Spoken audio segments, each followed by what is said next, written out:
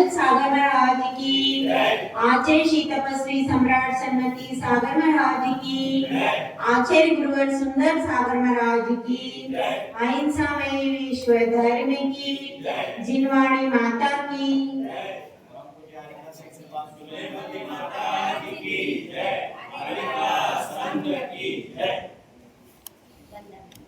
धीरे धीरे हमारी यात्रा आगे बढ़ रही है। सब तरफ से संकोच करते करते क्या लक्ष्य है इस संकोच करने का? इसका लक्ष्य यही है कि जो हमारी असली चीज है उस असली चीज तक हम पहुंच जाएं। चाहे अणुव्रत हो, चाहे गुणव्रत हो और चाहे शिक्षा व्रत हो, इन सब व्रतों को पालने का मुख्य उद्देश्य क्या है? मुख्य उद्देश्य इतना ही है कि हम अपनी आत्मा में जागरण को प्राप्त करें। क्रियाएं तो हम करते ही हैं, क्रियाओं को करने के बाद उसमें भाव शुद्धि बनी कि नहीं इसकी चेकिंग भी होना जरूरी है। अगर केवल क्रियाएं चल रही हैं और उसमें भावों की विशुद्धि के ऊपर हमारा ध्यान नहीं है तो आपको केवल द्रव्य का फल मिलेगा, भावों का फल मिलने वाला नहीं। तो अब हम अभी तक तो बाहर की परिस्थिति को क्या कर रहे थे? कंट्रोल कर रहे थे। दिग्व्रत में भारत को मुख्य बना लिया। 5 देशों में अगर आपने छूट भी ली तो कितने दिन जाओगे? घूमते फिर आ जाओगे, वहां मन तो लगने वाला। जिसने जिंदगी यहाँ बिताई है उसका मन अमेरिका में कितने दिन लगेगा? नहीं लग सकता। हाँ, जिसने अमेरिका में जिंदगी बिताई है वो एक अलग चीज है, लेकिन जिसने अपनी उम्र के 50 साल यहाँ बिता दिए तो फिर उसके लिए, और जिसको रोज मंदिर की समाज की आदत पड़ गई उसके लिए अमेरिका में मन लगता नहीं है। तो हमने भारत में सीमित किया अपने आप को, उसके बाद हमने कुसुम्बा के कुंतुनाथ में अपने आप को सीमित कर लिया।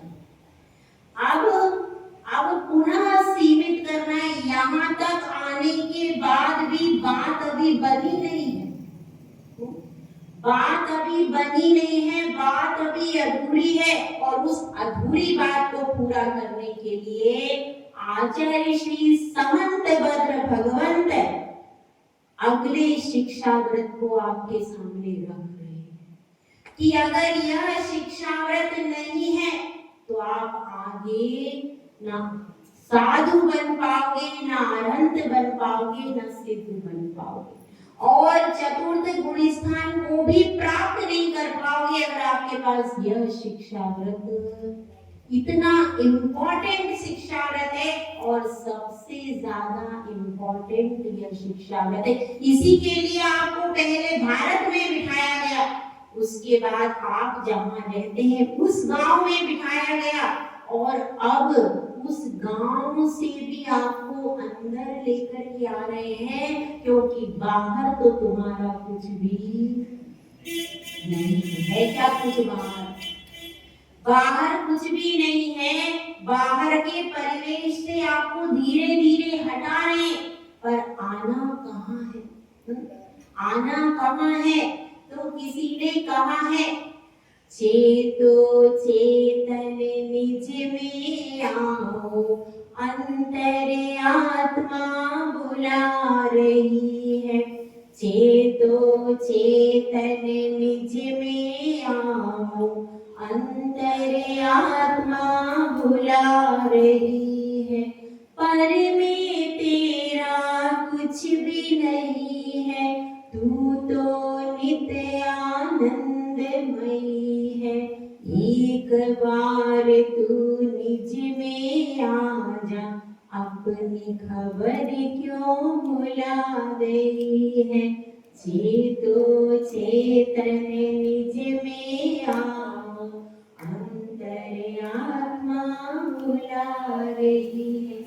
अब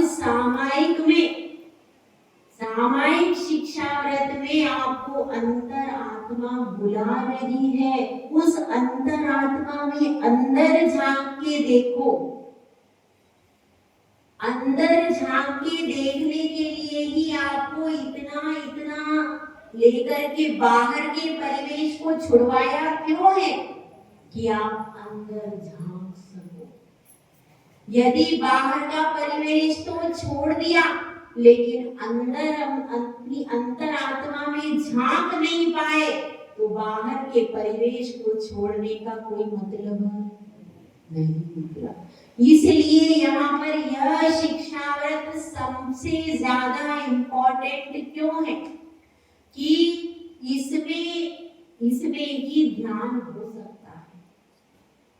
जो सामायिक में स्थिर बैठना नहीं सीख पाया, अपने काय को भी स्थिर नहीं कर पाया, वह क्या ध्यान करके सिद्धांत बनेगा? नहीं बन सकता। सबसे पहले काया की स्थिरता चाहिए, उसके बाद वचनों से भी मौन रहने का अभ्यास होना चाहिए। जो ज्यादा बोलते रहते, कभी मौन नहीं रख पाते, वे भी सामायिक नहीं कर सकते। तो मन वचन काय की प्रकृति को रोक करके आपको श्रावक अवस्था में चांस दिया जा रहा है कि कुछ मिनटों के लिए महसूस करो उस ध्यान की पराकाष्ठा को, उसकी चरम सीमा को, उस समय के लिए ही महसूस करो। आप लोग घर में रहते हो, सारे परिग्रह के बीच में रहते हो, आरंभ के बीच में रहते हो, लेकिन वहां पर भी आपको अवसर दे रहे हैं कि अपनी आत्मा को समझो। तो इसी के लिए यहाँ पर कह रहे हैं, सामायिक शिक्षा व्रत का लक्षण बता रहे। सामायिक शिक्षा व्रत क्या है, उसकी परिभाषा क्या है? देखिए, आसमय मुक्ति मुक्तम पंचाघानामशेष भावेन सर्वत्र च सामायिकं नाम शंसन्ति। क्या बताया गया है? आसमय मुक्ति मुक्तम। आसमय का अर्थ क्या है? कुछ समय तक। ये वैसे आम शब्द है, व्याकरण में आम प्रत्यय आता है, आतंत्र व्याकरण में आया है। तो आम प्रत्यय जिसमें इसका गा था, उसका लोप हो गया, अब बचा क्या? आम।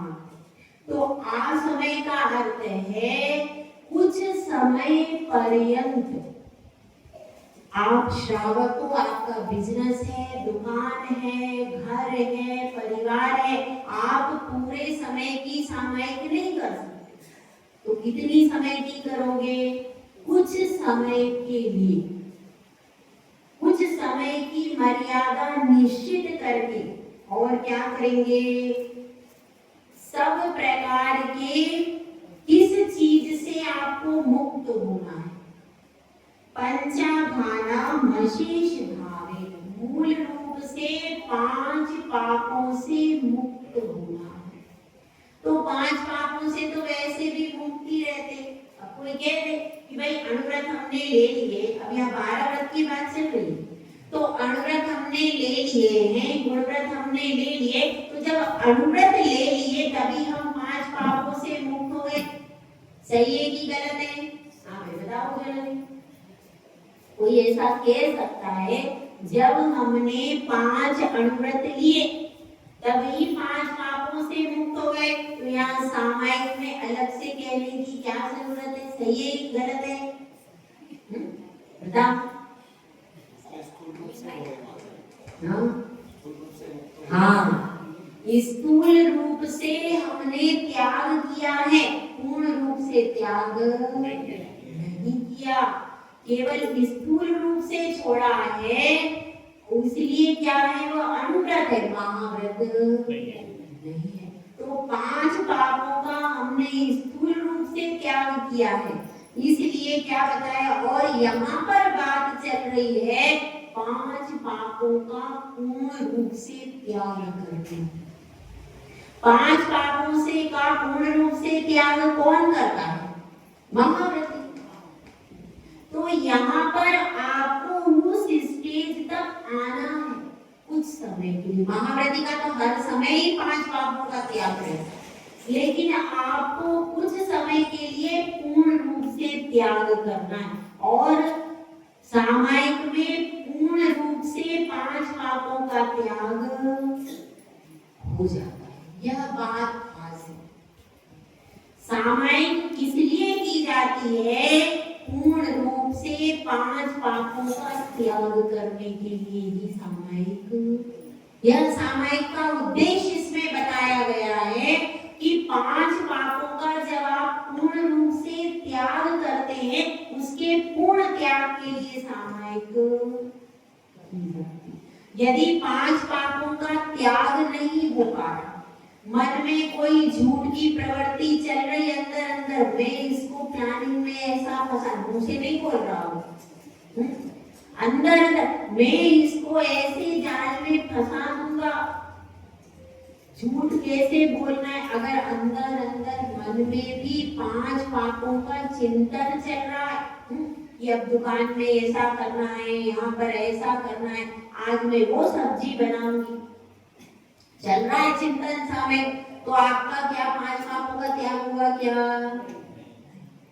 इसलिए सामायिक में ना घर का चिंतन चलना चाहिए, ना रसोई का चिंतन चलना चाहिए, ना दुकान का चलना चाहिए, किसी भी प्रकार का अशुभ चिंतन नहीं चलना चाहिए। मंदिर की, यदि आप मंदिर भगवान के बारे में सोच रहे हो, 12 भावनाओं के बारे में सोच रहे हो, तो वो चिंतन केवल शुभ चीजों का ही चिंतन सामायिक में होना चाहिए। तो यहाँ पर इसीलिए यह ध्यान रखना, कोई भी कार्य करते हैं तो उसके उद्देश्य को ध्यान में रखें, तब हम जल्दी आगे बढ़ते हैं। और उद्देश्य यदि भूल जाते हैं तो कितना भी कार्य करें, जैसे वह कोल्हू का बैल होता है, वह भी आपसे ज्यादा चलता है लेकिन पहुंचता कहाँ है।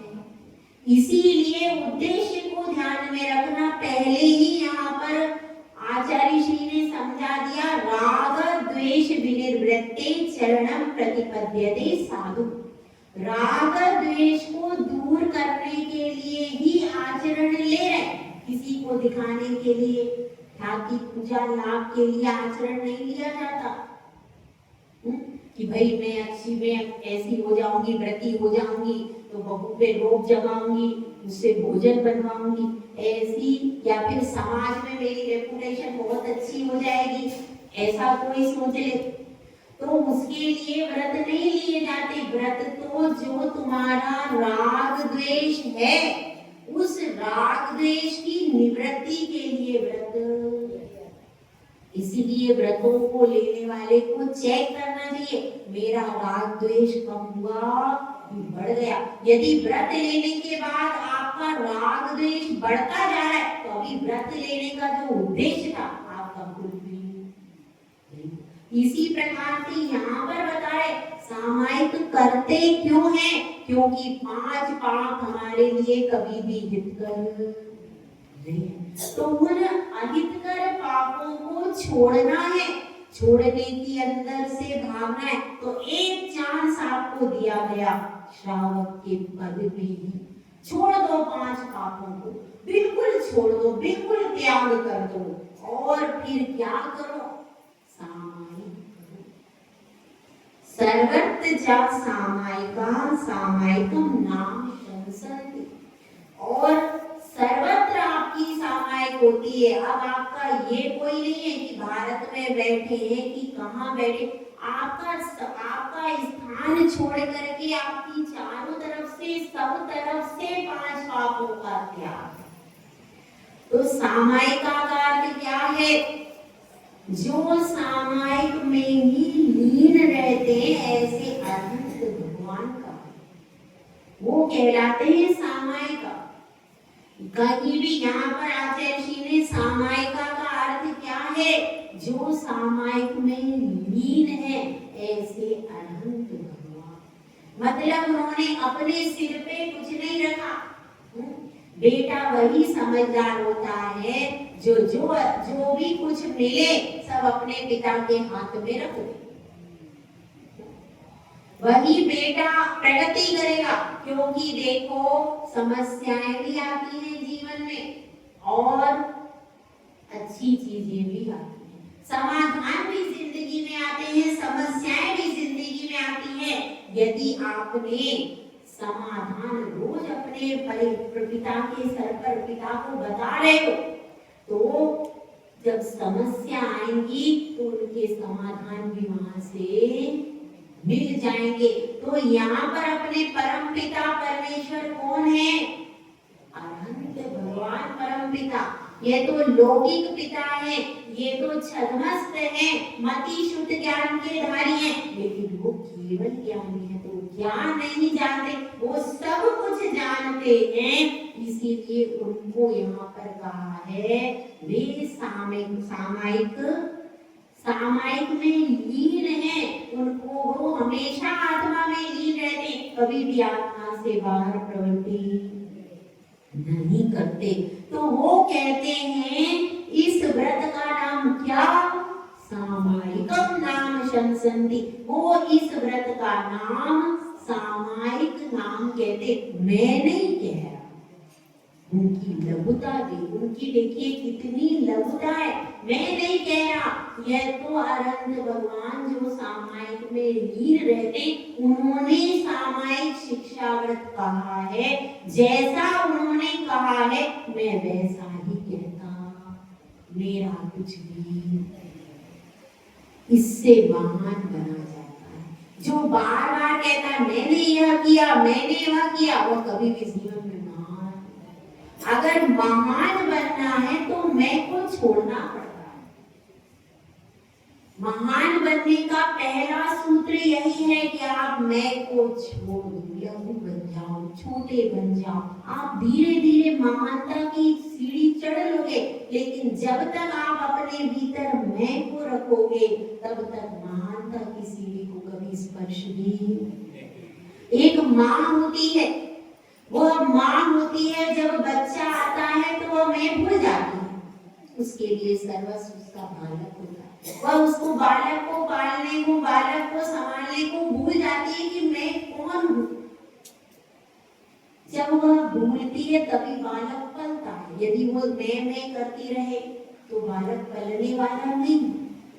बालक को पालने के लिए बहुत झुकना पड़ता है माँ को। इसी तरह से महान बनने के लिए पहले परमात्मा के चरणों में झुको, समर्पित कर दो आप परम पिता को। हम तो बालक हैं, जब बालक बनोगे तो परम पिता आपके लिए सीढ़ी बन जाएंगे, आप पहुंच जाओगे उस सीढ़ी तक। और अगर आप पहले ही बड़े बनना चाहोगे तो क्या होगा, फिर कभी भी जो पहले ही बड़े बनना चाहते हैं, जो लघु नहीं बनना चाहते, भक्त नहीं भगवान बनेंगे, तो हम कहते हैं कभी आप भगवान बनेंगे नहीं।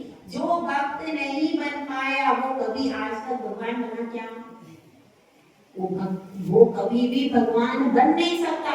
भगवान बनने से पहले भक्त बनना जरूरी है। तो इस बात को यहाँ पर समझ रहे हैं कि यह सामायिक है। सामायिक का अर्थ क्या है, जिसमें समता भाव होते हैं, अथवा इसमें ऐसे भी कर सकते हैं समय धन एक मतलब जो एक आत्मा में ही लीन हो जाने की कला सिखाता है, वो क्या है, सामायिक।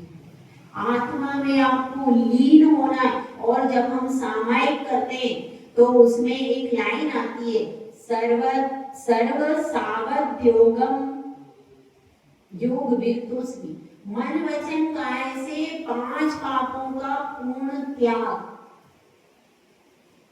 जब महाव्रत का तो महाव्रती का तो वैसे ही त्याग होता है, लेकिन विशेष रूप से अलग से लिखा है सामान्य सर्व सावध्योगम वित्तोस्मि। अब मैं समस्त सावध योग को छोड़ता हूँ।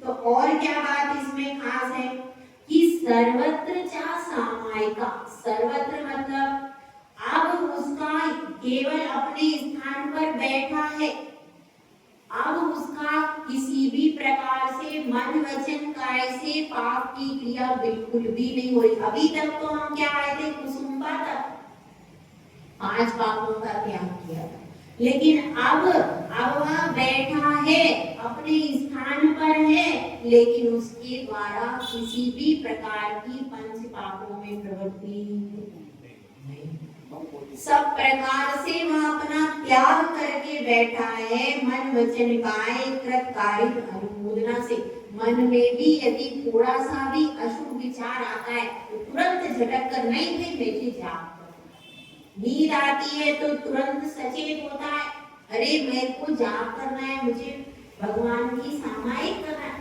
तो वह तुरंत सचेत होता है। अशुभ, क्योंकि शुरू में यदि चिंतन करने बैठेंगे तो घर दुकान मकान ही दिखेगा, जब जब अभ्यास हो जाएगा तो फिर आपको भगवान दिखने अपने अपने ध्यान का अवलंबन है। तो इसमें यही बता रहे हैं कि सर्वत्र चा सामायिका, सर्वत्र मतलब अब उसका सब प्रकार से वह सुरक्षित हो गए, सब प्रकार से सब जगह उसकी सामायिक की कोई भी जगह ऐसी छूटी नहीं है जब जिस स्थान पर उसका 5 पापों का त्याग सब जगह सब संपूर्ण रूप से हो गया है। पहले तो कुछ जगह पर सीमित था, पर अब उसका पूर्ण त्याग हो गया है और पूर्ण रूप से वह अपने आसन पर बैठा है, वचन से भी मौन है, मन से मौन होना तो बहुत कठिन काम है। मन में विकल्प जलते, कम से कम आप वचन और काय से तो मौन हो सकते हो।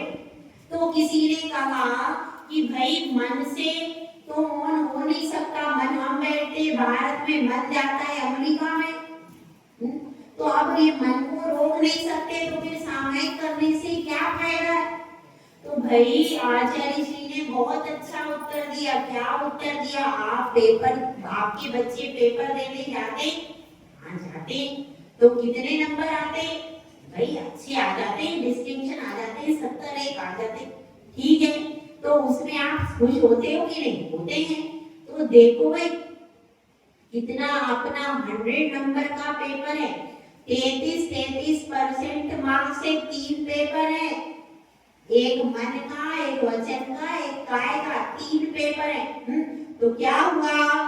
अब 2 पेपर वचन और काय, 2 पेपर भी अपने अच्छे चले गए, तो कितने नंबर आएंगे? 66। तो 66 नंबर भी बुरे नहीं है। और अगर मन वचन का थोड़ा सा अभ्यास हो गए, काय और वचन का थोड़ा सा अभ्यास हो गया, तो फिर मन भी कभी ना कभी तो ये बंदर कूद के आ जाएगा डाली पे। मन को बंदर की उपमा दी है, मन को हाथी की उपमा दी, तो बंदर कूद रहा है, अब आपने उसको कह दिया यही फल है कि यही वृक्ष है, दूसरा वृक्ष नहीं मिलेगा, तो कभी ना कभी तो वो आ जाएगा। और एक बार भी मन थोड़ा सा आ गया तो आपके 10% नंबर भी जुड़ गए तो आपके 76 हो जाएंगे। तो यह पेपर फेल तो नहीं हुए ना, तो अपन फेल नहीं हुए तो अगर अपन शुरुआत ही नहीं करेंगे, क्योंकि मन को अनादि काल से 5 पापों का ही संस्कार है कि नहीं? किस चीज का संस्कार है मन को? 5 पापों का पूर्ण जबरदस्त संस्कार। अब उस संस्कार को धीरे धीरे तोड़ना पड़ेगा, उसमें समय लगेगा, उसमें शक्ति लगेगी और उसमें बहुत मेहनत भी, तो उसके लिए प्रयास करना पड़ेगा। पर यदि हम प्रयास ही नहीं करेंगे तो क्या होगा? जैसे कोई बच्चा है, अब वह कहता है अरे मेरे को तो क्या है, पेपर में नंबर आते नहीं ज्यादा, मैं पेपर नहीं दूं। और एक बच्चा करता है कोई बात नहीं, मैं कोशिश करके तो देखता हूँ, तो कौन सा बच्चा अच्छा है? रहा है वो आज नहीं तो कल जरूर आगे बढ़ जाएगा, पेपर हल कर लेगा, परीक्षा में पास रहेगा, लेकिन जो ठाम पे बैठा है वह कभी भी आगे बढ़ने वाला नहीं है। इसी तरह से हमको यहाँ पर सोचना है, यहाँ पर विचार करना है। ये बहुत गहरा व्रत है और इस व्रत में यदि आपका परफेक्शन हो गया तो आगे धीरे धीरे इसी व्रत को आगे यही व्रत है, क्योंकि हम भी सामायिक करते हो, आप भी सामायिक करते हो करते आगे भी आपको दीक्षा लेनी है तो यही सामायिक करनी है, कोई अलग से चीज, नाम भी दूसरा नहीं है। मैंने आपको भी आप भी सामायिक बोलते हो, हम भी सामायिक ही बोलते, हमारा भी 5 पापों का त्याग होता है, आपका भी होता है, ठीक है।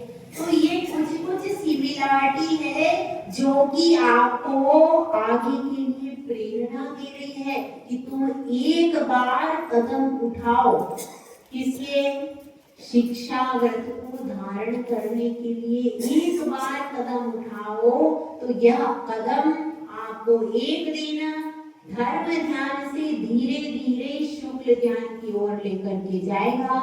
जय बोलो आचार्य सुंदर साहब महाराज की जय।